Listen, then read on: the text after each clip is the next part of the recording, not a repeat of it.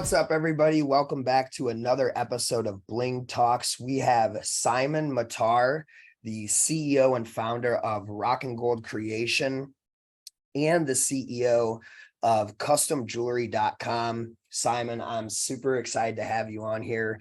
Thank you so much for taking time out of the day to be with us in our community. How you doing today? Great, Anthony. Thanks for reaching out to me, and was excited to hear that you wanted to put us on the podcast, and can't complain being here in San Diego. No.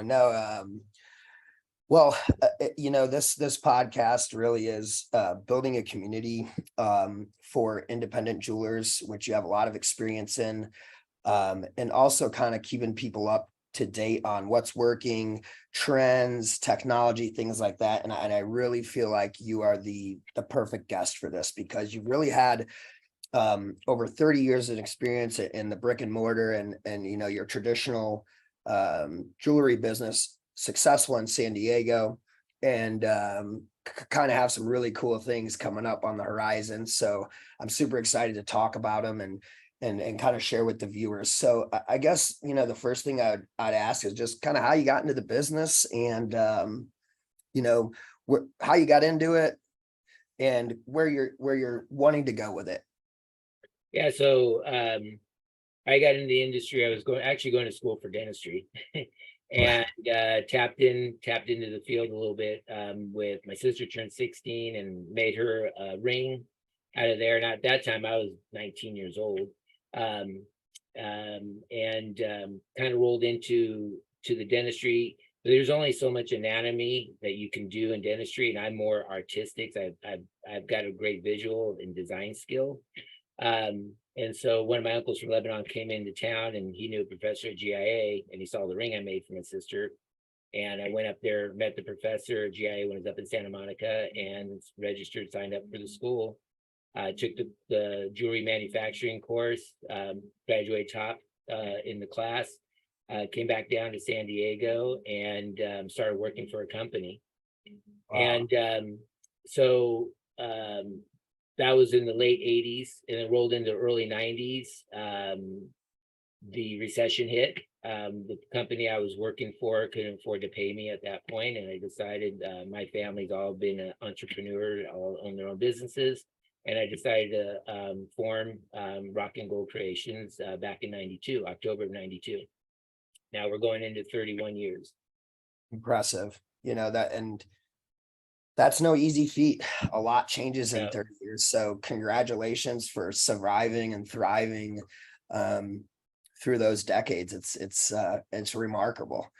And as far as, your past experience and with Rock and Gold and what you're looking to do with that, and also how you're kind of visualizing the future, because you're definitely an artistic person, but I also feel like you're kind of ahead of the curve, or one of the first adopters as far as like technology and things like that with CustomJewelry.com. Yeah, so back in '92, obviously the recession, we rolled up, grew the company. We got into, obviously, the .com industry started growing at that point at the end of the '90s into the early 2000s. I was fortunate, bought CustomJewelry.com back then, and utilized it for technology back then. It was a lead generator for my business, for Rock and Gold Creation. And we kept that moving forward, focusing on technology little by little. And here we are today. We're actually with CustomJewelry.com. We're building a full-on marketplace for the industry. Very, very cool and very exciting. I definitely want to touch on that a little bit more. Yep. Thanks for sharing that. It's definitely an incredible run.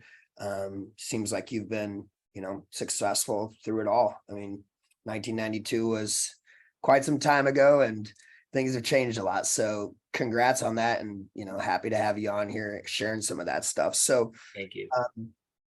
I was going to ask you, how you've adapted to the changes over the decades in the industry, or if there's anything, that you would share with, other jewelers or people, other entrepreneurs trying to do something that, really helped you out throughout, the decades in the business. Well, with obviously with the changes in industry, back in '08, we were growing from 92 all the way up to 2006. Even though there was a little recession hiccup, we managed through that. And of course, '08 was the big crash, right? For everybody that affected everybody globally. In '07, I noticed a change noticed change was happening. I was getting ready to rebrand my company and noticed that there was a fall happening on orders. We specialize in custom. We've been known. I've won awards, design awards. We've been featured here in San Diego for best design jeweler in San Diego. And we saw this fall happening. And this was in '07. At that point, we started making a turning point of our business and diversifying into the estates buying, which was buying gold. And that was '07. We put out a marketing campaign for that. And it started taking off for us in '07. And then, of course, '08, we had the big crash when the stock market crashed. Yep. At that point, we just grew the estate buying side of the business that helped carry us and rolled very well during the downside. So yeah, I think that's just such a valuable piece of information, because even when it gets bad or things don't look how they are supposed to look, there's always a way. There's always kind of a play there. And I think estate was definitely a good place to be because people needed cash, Yeah. Gold was on the rise. Yep, gold was on the rise, and we've always had a buying part, but we never marketed. We didn't want to bring in the wrong crowd into our store because we did all middle to higher end. But as soon as we figured out that this is going to be a good place with the change, and especially when the recession hit, we were able to adapt it and make it work very successfully during that time frame. That's good. That's great to hear. Well, throughout the years of owning the brick and mortar and doing all this custom jewelry and going through all these different eras of success and ups and downs in the industry, were there any tools or tactics that you'd like to share with other people that kind of made a difference? Yeah, well, we were one of the first ones here in San Diego. We got into the CAD software program developing. I'm jeweler by trade. We had 8 jewelers working for me, and at the time I taught each of these jewelers that came out of GIA had a set. One had a specific setter, we had specific finishers, fabricators. My last position on the bench was a wax carver, and I used to hand carve the wax. And little by little, I wanted to get into the technology of the CAD program. And I bought into a program. We bought a CNC milling machine, and the gal that I hired to take over, we flew out to Atlanta, did the training, came back, and when we got back in, we started working it. We had that machine running 7/24 with all the design aspect because of the whole new CAD developing that we were doing at the time. Wow. So just investing in the right piece of machinery and capitalizing on a whole new, army of shoppers for something like Yes. Yeah. And is there any obstacles or challenges that kind of you face that somebody else might be facing in the community or the jewelry industry or a business owner that you've experienced? Just challenges and obstacles about the business.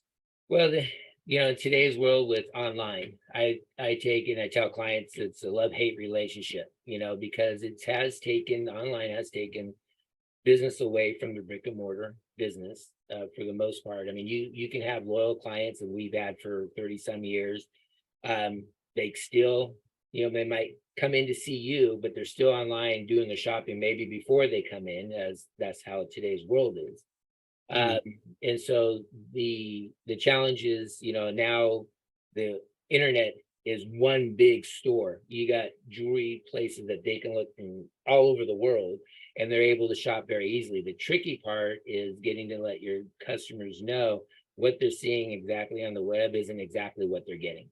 Yeah. And we noticed that back in 2013, 14, when the industry started, the web started growing, and we had clients coming into our store that bought a piece of jewelry from Arizona or some other state, brought it in for us to look at it, and it looked like it was old. I thought maybe it was a vintage piece, and they said, no, we just had it made.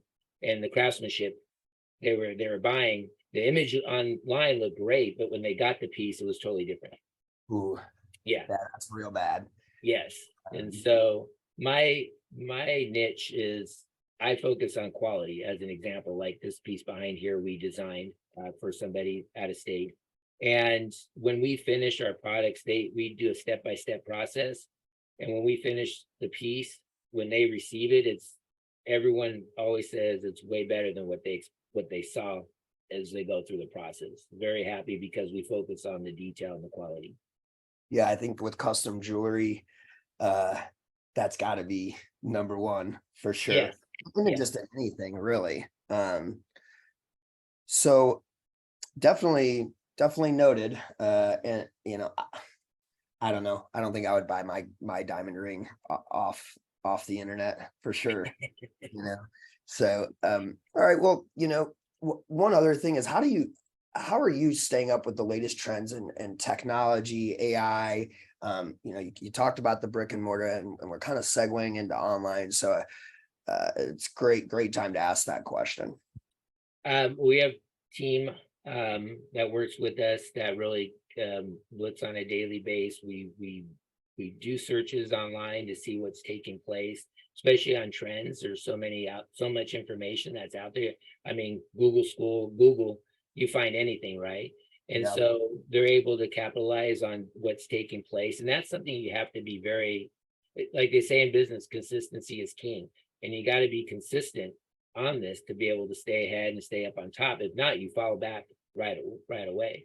So with our web developer and AI, now we're getting ready to launch our new website. We're tapping in a little bit of the AI into it on Rock and Gold, and then our custom jewelry, our marketplace is even going to have more of the AI built into it. Because as an example, when we do our CAD, we actually do an AI virtual model that wears the piece of jewelry that we're designing for the client. So when we go through the design process, as soon as we get through CAD rendering, customer okays it, then we do an AI model, and the model's wearing the piece of jewelry, whether it's a pendant or ring, and we show them in different positions. We did this really cool statue rose piece for a desk statue, all in 18 karat gold. Well, we were able to do the CAD AI and put it on a desk, so the client was able to see what it's going to look like on her desk. That's amazing. Yeah. It's a totally different experience for the customer, for everybody involved. And that's definitely some forward thinking stuff right there. So that's super exciting. And when we talk about incorporating AI into Rock and Gold, how are you guys doing that?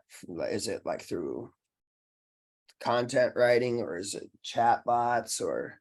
It's both content, chatbots, yep. Awesome. And of course, more of the CAD side of the AI, which is really important. When you get in on the custom side, direct sales is easy, that's easy, direct sales on your site. But when you get into custom, there's a lot more in the process to make it successful. A lot of stores that I've interviewed and talked with, a lot of them haven't tapped into that because there's more of a process of an online than it is direct sales. Makes sense. Yeah, it makes sense. Well, it sounds like you're right where you need to be. You're definitely incorporating these insanely new, powerful, and efficient technologies. If there's anything that you could share with someone starting their business right now, or another jeweler, give them any type of advice, one nugget of golden information, Simon, what would it be? First off, you got to enjoy what you're doing. Bottom line, because if you don't enjoy it, I don't care what business you're in, doesn't matter. You got to enjoy it. And there's every business, any industry, there's always headaches and this and that, things take place, is the nature of the beast. But you got to enjoy it. Just like me going into dentistry. I mean, that's a huge, revenue stream, money making type of business. It's a necessity versus jewelry is a luxury, right? Right. I like I said, I could only do so much anatomy in the teeth. I did actually go in back then. I did diamond implants on teeth and stuff like that, putting diamonds on teeth, getting a little more creative. Where the jewelry industry allowed me to get out in the creativity side. So definitely enjoy, what you do, and you'll be successful. The other thing is know your clients. You're getting in business, you got to know your clients, what they like, what they enjoy. Some clients don't like wearing pendants, some like rings. So when you do sales, you get a product in, like, oh, okay, I know Joe would love this, or Yeah. Justine, or so know your clients and what they like. The other thing is important is know your competition. You got to know what's around you. If you're going to open up a brick and mortar business, okay, who's in that area, who's in that arena? What type of jewelry are they selling? Like myself, what I had 2 stores. I had one in Rancho Santa Fe, one in Kearney Mesa. And, one Rancho Santa Fe is a very high-end elite place, and Kearney Mesa was more for the city area. Our niche was our custom. We were like voted best in San Diego, design custom. And so that was our niche on the store. And we carried a lot of our own designs in our showcases too, as well. Yeah. So, which is, very important. So 3 great things there. Love what you do, know your clients, and be aware of your competitors. So Yes. Definitely 3 simple things that are extremely powerful that, if you really do focus on them.